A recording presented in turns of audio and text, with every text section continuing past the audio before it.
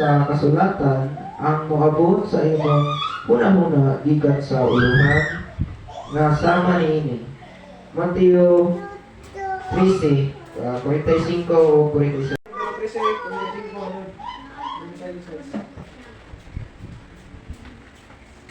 Sa ingon ni natuman ang gisulti pinaagi sa propeta nga nagaingon sa akong bakba magabungat ako sa pagsulti pinaagi mga sambingan igapamulong ko ang mga butang tinago o sugad pa sa pagkatukod sa kalibutan. Unya ang pahawa siya sa mga panon sa katawhan o bisaka sa balay. Kung biduol kami ang iyang mga tinunan nga nag-ingon say kami sa sambingan at tungod kami binayon diha sa uma. Dili na sa unang bahin nga pagbasa. Dayon ta sa ikatulo. Unsa may makapariho niining duruha ka mga sambingay ay duruha ka mga sambingay. Verse 44 o sa 46. Nabasa lang nakakita siya og bahandi sa kayutaan yang gibalik kay ang pagtangad para gibalit ang yuta.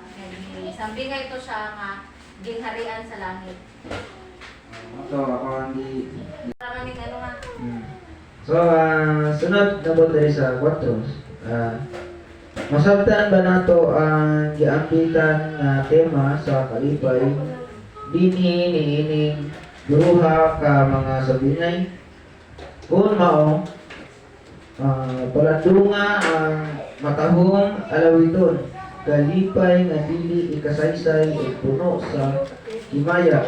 Basaha ang unang Pedro versikulo 1:3 hangtod 9. Dalaygon ang ilogim o kamahan sa atong agalong Yabashua Misaya. Tungod sa iyang dakong kaluoy, kita iyang gianak pag-usab ngadto sa usa ka buhing paglaom, pinaagi sa pagkabanhaw ni Yabashua Misaya gikan sa mga patay.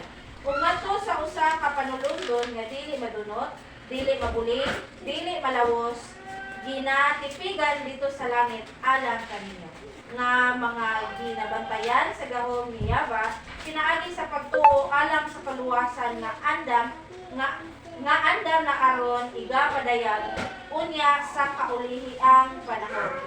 Kini igalipay ninyong dako bisan tuod nga karon inyong pag-aantuson sa makadiyot ang nagkalain-laing mga pagsulay. Aron ang pagkatinuod sa inyong pagtuo nga labi pang bililohon kaysa gulawan nga ginasulayan pinaagi kalayo bisan tuod kini madugta ra musangpot ngadto sa pagdalayig o paghimaya o pagpasidungog kaninyo ini padayan nga unya ni Yabashua Misaya. Bisan tuod wala kamo makakita kaniya, kamo nahagugma kaniya o bisan pa nga karon dili kamo